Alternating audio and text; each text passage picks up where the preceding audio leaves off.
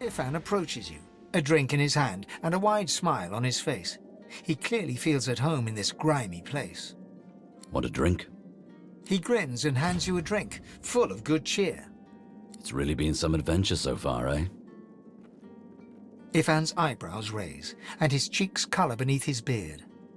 I'd say the same about you. I'm never lonely when you're around. Ifan smiles, shyly. It's not a familiar expression on his rugged face.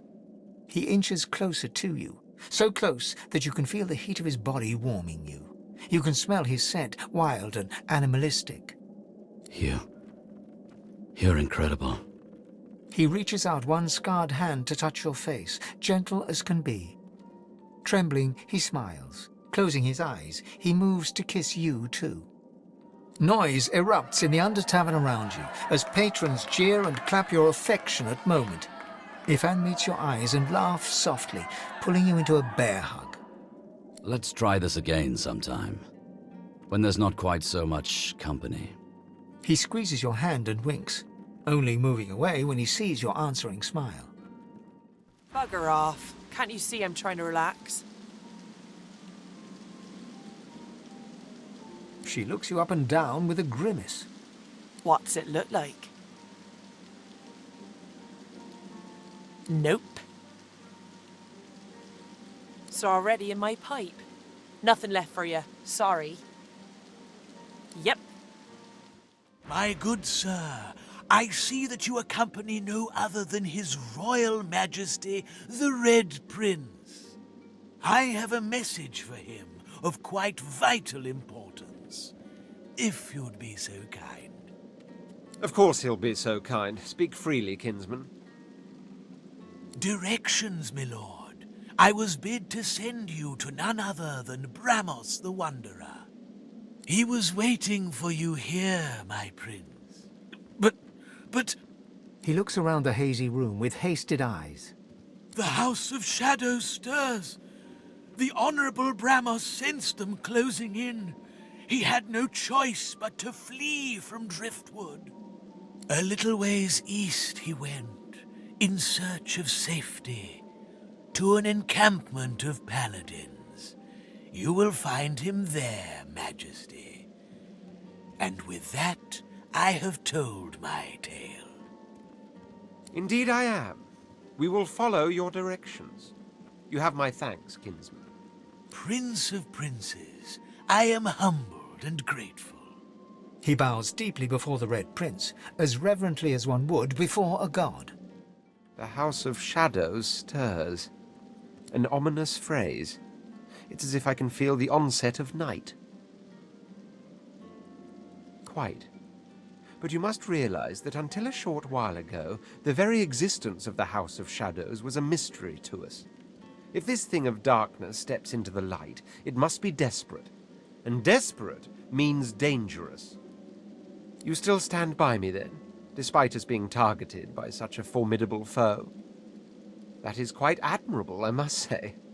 Onward, then. Let them strike when they may. We shall be ready for them. Hail, darling. Call me Dorothea.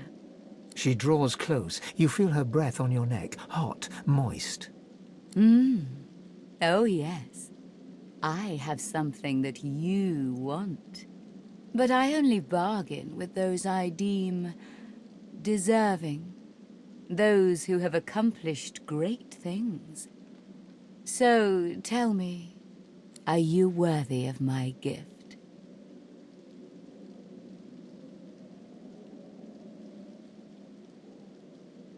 Indeed? This is acceptable. You have proven cleverness that has eluded Driftwood's, well, I won't say great minds, but minds, at least. So tell me, are you ready for me to grant you your greatest desire? I can't. Not yet. First, you must look into my ring and tell me what you see there. Gaze into the gem, my lovely. She flashes her ring at you, and you stare at the luminescent stone at its center. You are floating on a current of pure source, surrounded by a kaleidoscope of colors and fuzzy images. On the horizon looms a dark silhouette. As you approach, a beam of light washes the shadow away, revealing to you... Yes. I see you clearly now. It is power you seek. To conjure maelstroms and command the light to drive away shadow. I will fulfill this desire. In return, I ask for one thing in return. A kiss. Most delicious. Meet me around the corner, and come alone. An audience is not required. Dorothea sees you and heaves a shuddering sigh. She bites into her lower lip with enough force that a drop of blood seeps out. Blood and something else, something green. Darling, I admit I wish we could share more carnal pleasures. Yet I think a kiss is the height of intimacy. Now come closer and receive your soul's desire. You draw closer and close your eyes, eager to feel her lips on yours. Yet her lips do not press against yours, and her hands do not caress your face. She is a woman no longer, but a were-spider.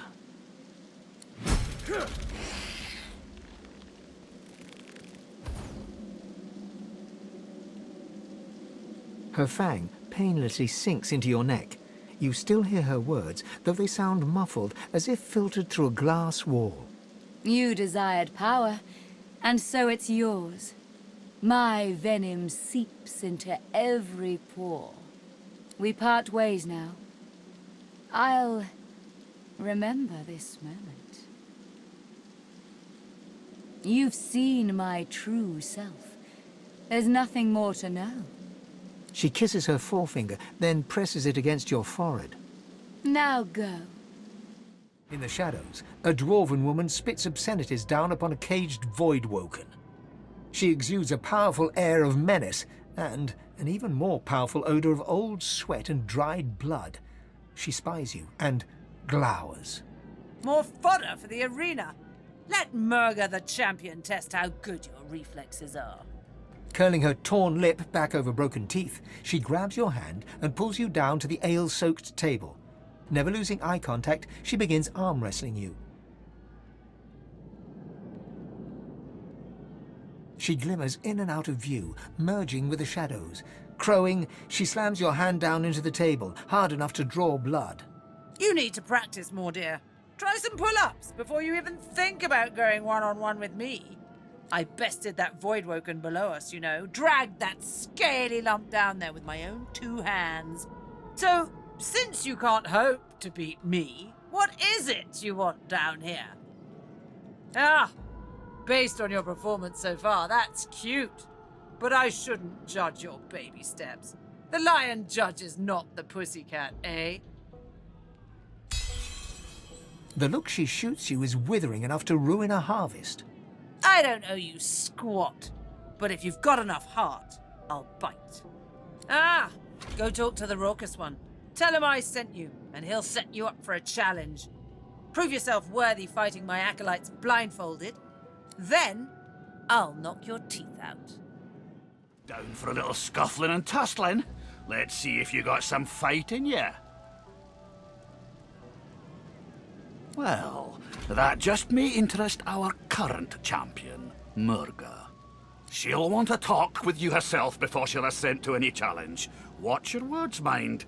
She takes against you, there'll be no talking yourself into her good graces again. All right? Just make sure to keep the blindfold on. You take it off, you lose the challenge. Real simple. In any case, you're in for a treat, laddie. Better than sweet cream stew on Lucian's Day. Who's coming along with you? She lifts your blindfold and nudges your nose with her own, laughing. Nice to see the cub has some claws. You drew blood. Enough to know you're alive. And you proved yourself against my little challenge. So now we will fight, you and I. Come on, show me I'm alive. Talk to the raucous one when you're ready to fight. She winks over her shoulder at you and then disappears. The dwarf bounces up and down with glee, then catches himself and clears his throat. He bows before you. Extraordinary, son, just extraordinary. The spirit of the One has yet to settle, but it hovers near. It knows your great feat. I feel the glow. Ain't just praise you're earning, though. Giving you this key, too. It's an arena champ tradition. Takes you to treasure, it does. And only a champ can survive that journey. The dwarf bellows out to all within earshot. I proclaim thee the champion of the Driftwood Arena. Get your gloat on and take a swig of ale. Hell, take a dozen. We'll be singing for years to come of the great human Void Slayer. Take that, sorcerer. Dallas, get her. You're dead, Alexander. Alexander, you're dead. You have to stay dead until we say you're not dead anymore. Here, mister. Alexander doesn't have to stay dead, does he? See? Told ya. Take that, sorcerer. Come on, Dallas, help me put a collar on her. Turtle Johnny puts an invisible sauce collar on Mary Lane. Take that, sorcerer. No more saucy sorcery for you. Alexander and Dallas save the world again. I hate this game. The three kids stare at you in awe. Crack! The sauce collar's broken.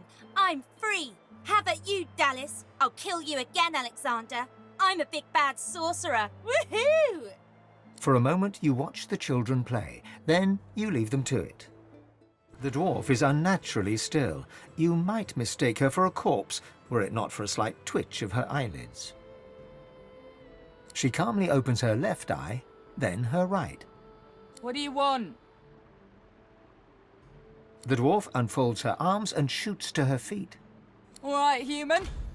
Right, glad Lohar ain't left us here to wither. Those brutes are taking their sweet time down there. I gotta send word soon. Who knows? Anything that gives away what Mordus has been up to. Probably got all sorts of tricks for covering his tracks, but the goons downstairs should sniff out something. That weird priest's been hanging around Lohar for ages. Now he's vanished. Those half-wits below will know more. Get to it then. But tell the lunkheads that Glenna sent you before they bash your brains in. By Duna's dagger, brother. You here to free us or kill us? The male dwarf expels 2 lungfuls of air and glances happily at his companion. We've only been fretting here for a few hours, but it's felt like days.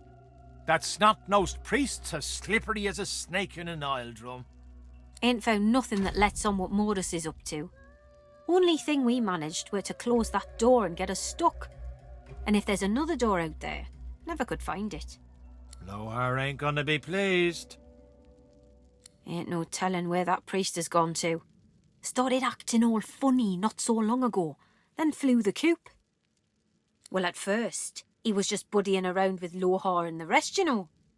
But then he'd start looking all sickly and run off for a day or two. Then some stranger tried taking old Lohar down, but got himself caught and tied up. Ain't no coincidence Mordus went hanging around then. She taps a finger against her forehead. A woman knows things. Nothing's getting past me. Best we head off then. We've got business to attend to. The shrine depicts Duna, yet has clearly seen better days. Scratches and fissures deface its exterior, and its eyes have been gouged hollow. You run your hands along the exterior until your fingers graze the button noted in the schematic. There's no mistaking the sound of stone chafing stone. The entrance to the chamber grinds open, filling your lungs with slightly less stale air. Better get out there before Mordus makes it all the way past Arx. I asked you for a man, not a note. He takes the letter from your hands and reads it quickly, face hardening with anger as he reaches the end. Bloody goddamn spit-sucking weasel! This is bad. Not just for me and mine. Not just for you and yours.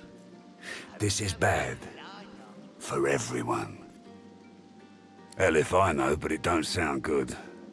Seems as though Mordus wasn't mine after all. Trouble is, I don't know whose he is. Of course. That's why I haven't heard from the cave. Sabotage. Listen up, I need your help. We all do. Mordus has his hands on something dangerous. Something I was trying to protect us from. Not just my folks. The whole damn realm. Look, me and mine, we move classified cargo. Take it right off Magister ships and put it into the hands of those that will use it rightly. Trouble is, we came across something no one ought to have. Not the Magisters, not my folks, not the gods themselves. I ordered it to be destroyed. I guess Mordus, whoever he's working for, wants it for themselves. That can't happen. The less you know, the better. Trust me. Stop Mordus and I'll take care of the rest. My people had an operation up in the caves outside town. Good access to red ships and plenty of privacy too. Haven't heard from them in a couple of days now. I thought maybe we'd lost the messengers to Voidwoken in the hills, but now I think it's worse than I thought.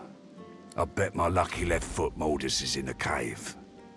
You gotta get to him before he gets his hands on that cargo. Pray to whoever you pray to that it ain't too late. Finally, someone with a little sense around here. Give me your map. I'll show you where we were operating, where I think Mordus will be. I don't want to know what'll happen if he gets what he's after. Hackles raised, the dog barks at the sand built up beneath the building. There's something not right, and that's wrong. It's under the house thing there, and it's bad. I can smell it. Not like this. This smells real bad. This smells evil. There's a sorcerer somewhere in this worm-ridden dump. Have you seen him? Grey cloak, grey beard, satchel of books. Lucian's teeth. Where is that runt hiding? If you see anything suspicious, anything at all, report it immediately. Do you understand? He's a sorcerer dressed as a tinkerer. Our brothers started vanishing as soon as the tramp arrived in town. He fled into this stinking shed, but we'll find him again. We'll have our justice. The Magister's eyes flick to a nearby pile of fish, and he moves off to investigate. You see a man, well-fed and wealthy, but stress has lined his face and narrowed his waist. He tries to ignore your presence, fails. He sighs. See here. I'm very busy. The factory is crawling with Magisters, and our shipments to Arx are held up. Time is money. Don't waste my money. What do you want? Fish. This is a fish factory. I'm shipping fish to Arx. Now please, there's the door. I suggest you use it. When you've been in business as long as I have, you learn that there's a market for everything. You just have to find it. Or... A dark shadow passes across his face. Sometimes it finds you. That's privileged information. I have a trade to protect. An excellent point. Well made. The answer to your question is, unsurprisingly, a man in a house. A man in a house buys all the void-tainted fish I can send him. That dark shadow crosses his face once more. He shivers. Not that I've ever met the man. Not sure I want to, if I'm honest. When you've been in business as long as I have, you learn not to question these things too closely. Now I'll get back to my work, and I suggest you get back to leaving.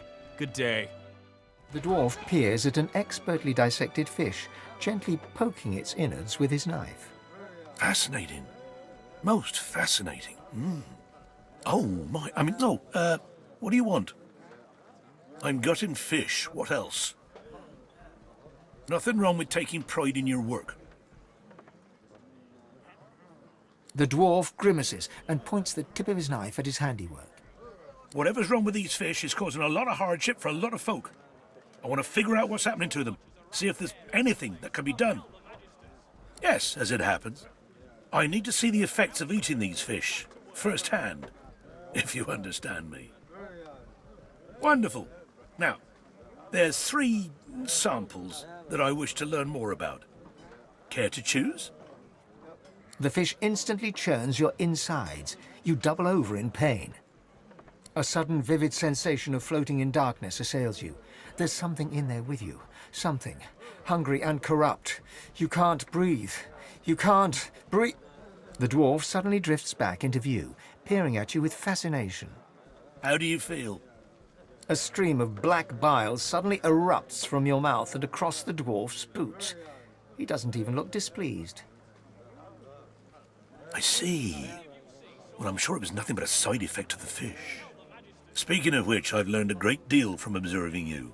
I owe you a great debt. The dwarf puffs up his chest and proudly gestures to the fish. The fish is indeed malignant. Humans are affected by it in the same manner as other species. Thank you, but no. I can only allow for 1 specimen per volunteer, or my findings could become flawed. The fish you ate is known as yellow ridgeback. Quite a cunning breed, often used in concoctions to increase alertness. But this one, touched by the void itself. Who is to say how such a creature might alter an alertness mixture? Seek out somewhere that peddles alertness herb mixes. Adding these unique ridgebacks might make quite the impact. So, now my work must continue, as soon as I've got in my quota of fish, of course. Farewell, stranger. Dripping with liquid sauce, this barrel is sealed and marked with a cross. From the barrel you sense a familiar power. It thrums in your bones, in your soul. Nothing stirs in the dank and stinking basement, and yet you feel an imminent presence. Inside, you find not fish, but weapons. Powerful weapons. The kind of weapons the Magisters took from the hollow marshes. Still no sign. I'll flush the rat out, wherever he's hiding. He won't get another one of my brothers. So, report. Did you find anything? The chef? What tripe? That waif can barely carve a ham. And murder or not, Higbert is still a sorcerer. He will be caught. However, it may be worth taking your concerns up with Magister Carver. I'm sure he'd be interested to hear them. Blast! Well, if you do see anything odd, report it immediately. There is a foul creature lurking in one of these shadows, and we will find him. The Magister looks at you, trying to understand what you're saying. What? A ghoul? No, of course not. No.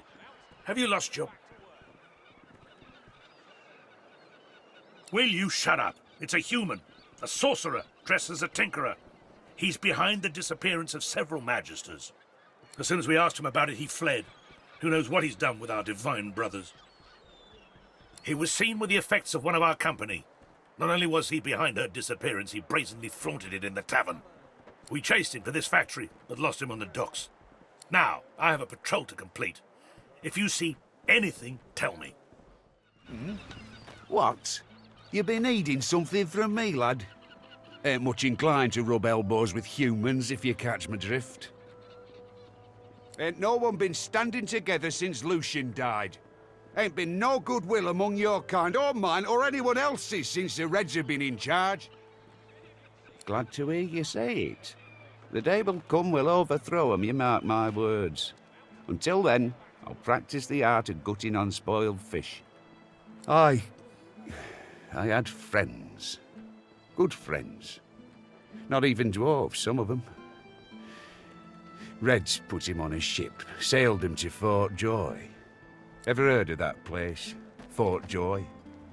They send you there means you ain't never coming back. You've been there? Smack in the middle of the lion's den? Crikey! So you're a sorcerer then? In that case, you must know about the fugitive. That fella all those Reds are looking for. I mean, if he's a sorcerer too, you'll want to do right by him, won't you? Make sure they don't catch the poor bugger. The dwarf leans in and begins whispering conspiratorially. This fella runs along, right, sweating, panicking. Reds racing after him like hunting hounds. Hide in a barrel, you fool, I yelled. And what do you know? He did. Problem is, he's still in there. Been hours. Can't go nowhere, he can't, not with the Reds around. Behind the containers, the fish in one of the barrels shifts slightly. Please, you have to help me. The Magisters have gone mad. I'm a salesman. I tinker. I fix things. I wonder. I buy and sell books when I can. I had nothing to do with those Magisters vanishing. Please help me. I don't want to die. I don't want them to take me. I have no idea. I only arrived in town a few days ago. I sold a few items to Grandmaster Kem in Arx and stopped off here on my way to Skyseal. I was just sitting in the tavern, minding my own business, and the Magister started screaming at me. I ran and, well... You hear a quiet sob from the fish. Why is this happening? I didn't do anything. So you help. You get me out of here. I just need to get out of Driftwood. I can't risk being seen, but if you can get out of town, I can escape to Arx. Please, I'll do anything. Just don't let them see me. Don't let them find me. Thank you. By Lucian. 7 times divine, thank you. I'll follow your lead, but please, be careful. If the Magisters see me, I'm done for. At last! I was sure I'd die in that wretched place. You have my thanks. If not for you, I probably would have been found, gutted and salted. I can't just saunter away. Who knows what might be lurking in a place like this? But once I'm sure the way's clear, I'm running to Arx like a cat with its tail on fire. I'm done with this stinking town. Please, I can't just let you walk away. Here, take this scroll as a gift. A damp, scale-covered roll of paper emerges from the barrel. In fact, that's what started all the trouble in the first place. The Magisters nearly lost their minds when they saw me with it. It must have belonged to one of their mission friends. They nearly lynched me then and there. They wouldn't listen when I tried to tell them that I got it from the cook. I thought she was an idiot selling it so cheap. Then again, I'm the dolt who ended up in a barrel. But if she has Magister artifacts, she must be the one they're looking for. Oh, of course. I mean, I'm not much of a sorcerer, but I have my connections. Hanag's a pretty powerful source master, incredible control of portals. I've never seen anyone bend space like she can. Last I heard, she was holed up in a house out in Paradise Downs, the farms to the north. There's more than a few Magisters around those parts, though. She might still be there, might not. But I pity any red cloak that gets on her bad side. I swear, once I get to Arx, I'm going to have the bath of my life. You see a man, well-fed and wealthy, but stress has lined his face and narrowed his waist. He seems to be expecting you. He offers you a large and rusted key. You took your time. The Magisters are searching the place, and Lohar needs to get his stuff out of the basement if he doesn't want to lose it. Good. And if you get caught, I know nothing about it, and this conversation never happened. Good day. He glances up, recognizes you. If I didn't ask you to leave before, I'm asking you to leave now.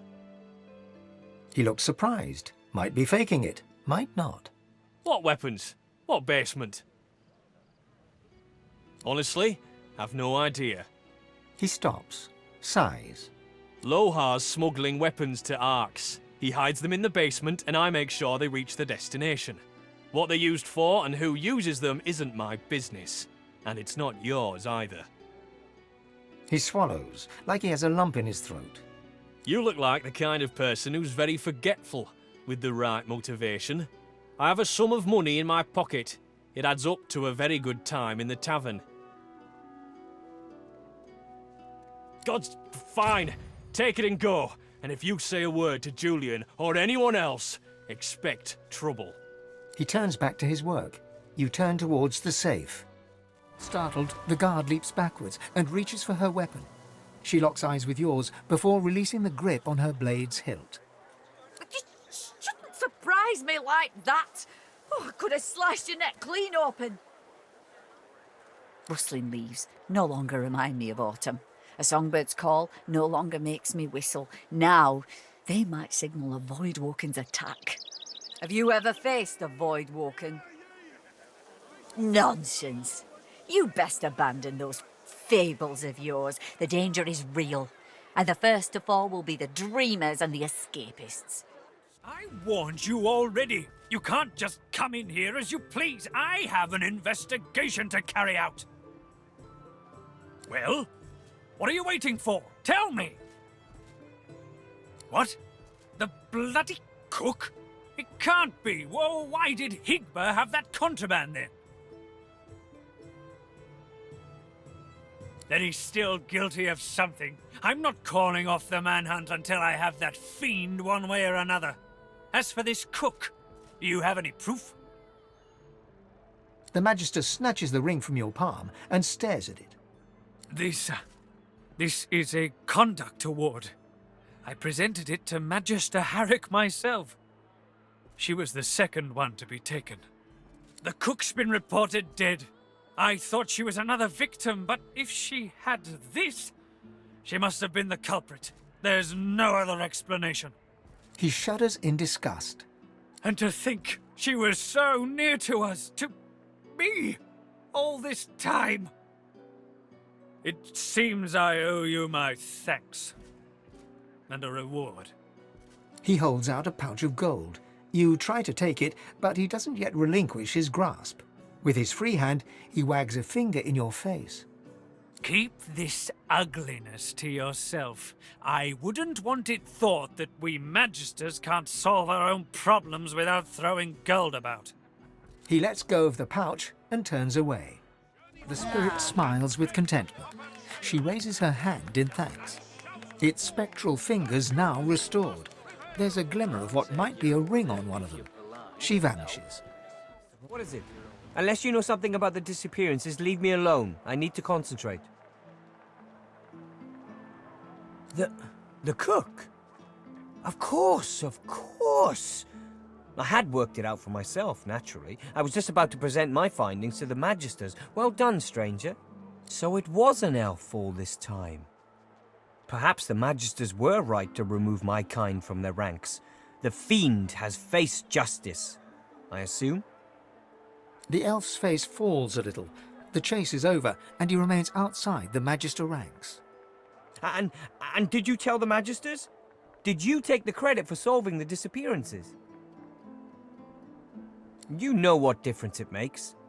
It might get me back in their good graces if they think I helped them. I had hoped maybe I could have been the one to solve the disappearances. Perhaps my comrades would have accepted me back into the fold then. No matter. Farewell, stranger. Halt! The hound smells sauce on you. Plenty of it, by the sound of him. Haven't got a collar for you. Damn it. I'm sorry, but I can't let you leave. Hounds, at the ready.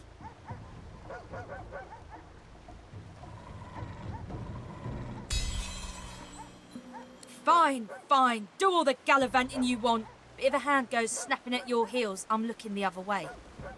Ifan looks uneasy, even hangdog. Ever tell you I worked with Lucian? Fact is, I was once pretty high up in his divine order. He was a good man. Trust me, today's divine order has nothing to do with Lucian's. Everything started to go downhill during the war, right after my last mission. He closes his eyes as he speaks, forehead creasing with effort. You know sacrifices had to be made during the war?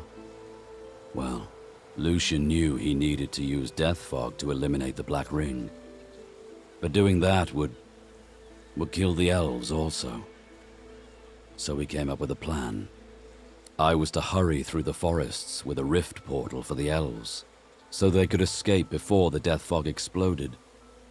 But something went wrong. I was too late. The death fog exploded just as I arrived, and the elves were... Trying isn't enough. And I won't rest until I know why Lucian didn't wait. Anyway, let's keep moving. There's no gains to be had wallowing in the past. A fisherman stares at the water, muttering to himself. The missus will kill me. She'll tear me a new mouth halfway down my neck. Fish will bite, all right. Not that you'd eat one. I've got a worse problem than that. Way, way worse.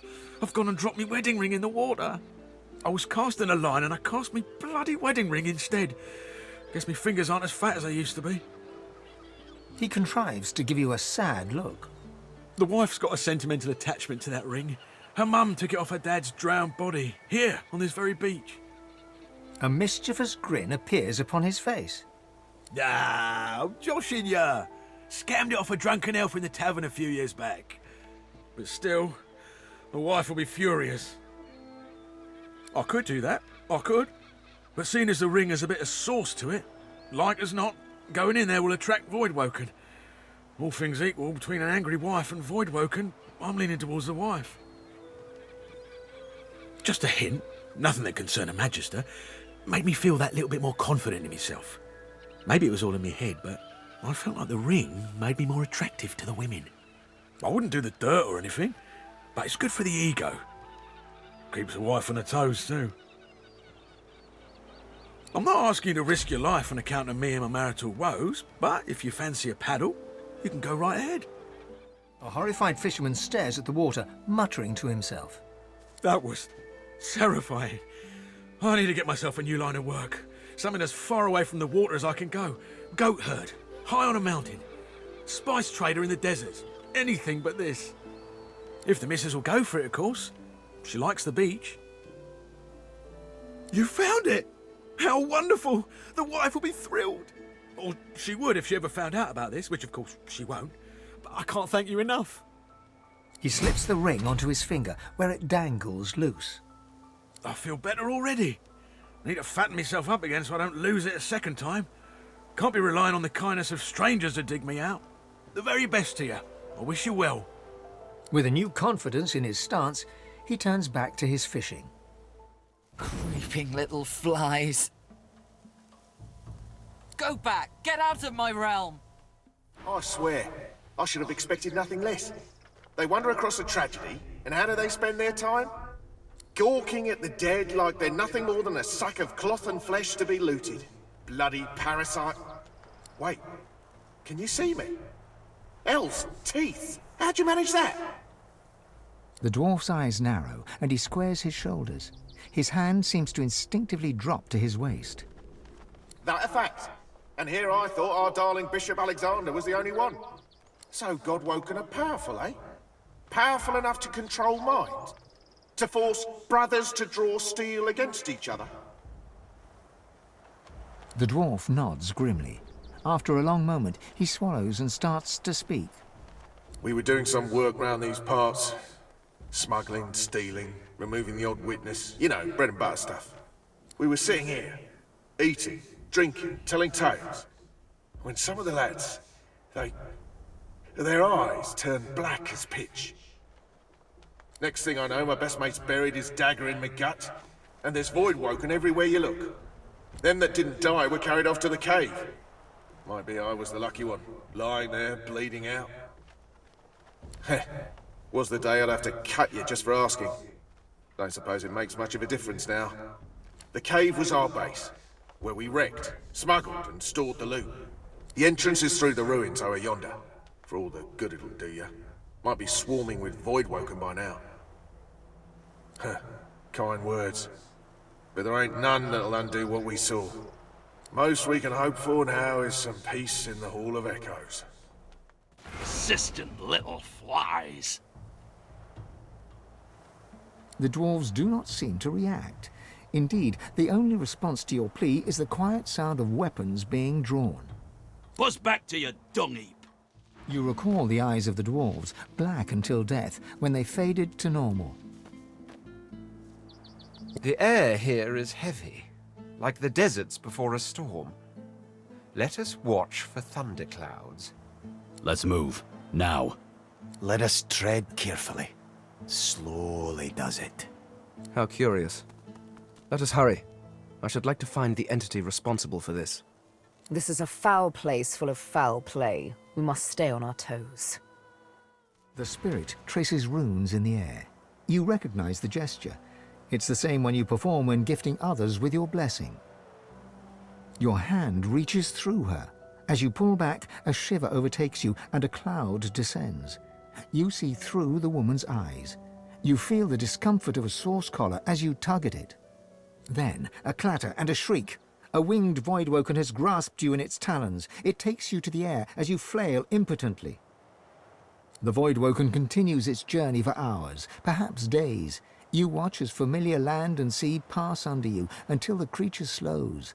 The talons open, first air and wind, then a thud. Blackness. Light. You peer through the fog to see two dwarves, eyes as black as coals. They are dragging you through grass and stone. Perfect bait. The master will be pleased, drones one of them. The blessing fades. The spirit's hands are stilled. She looks to the sky, searching, then lowers her head and flashes the tiniest of smiles. Sorcerers. They brought in sorcerers? I can't remember. I can't remember why. I can't remember who. The dwarf rocks back and forth, staring at nothing. That can't have been real. Those monsters bursting out from the ground, it was just a dream. It had to be a dream. There was something in the ground. Back in the cave, The dwarf bangs his palm against his head. Damn it! I can't think. I can't remember. No, this ain't right. I was on duty in the cave. I was on patrol and I was alive. This ain't right. None of this is right. As the torches around you flicker and crack to life, you hear a low groan. It starts soft, then crescendos until your chest rattles and your head buzzes. Brachus Rex! Gods damn you to this hell in which I suffer! Gods damn these burning flames! All that's twisted, all that's profane, all that's immeasurably cruel has been touched by Brachus' withered hands.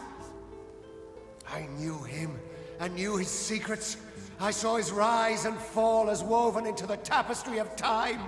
He branded my truth as blasphemy, and I burned for it! Just when the agony subsides, another pilgrim makes her way to the shrine and puts flame to the torches. They think to honor me. Instead, they incinerate me. I live that horror.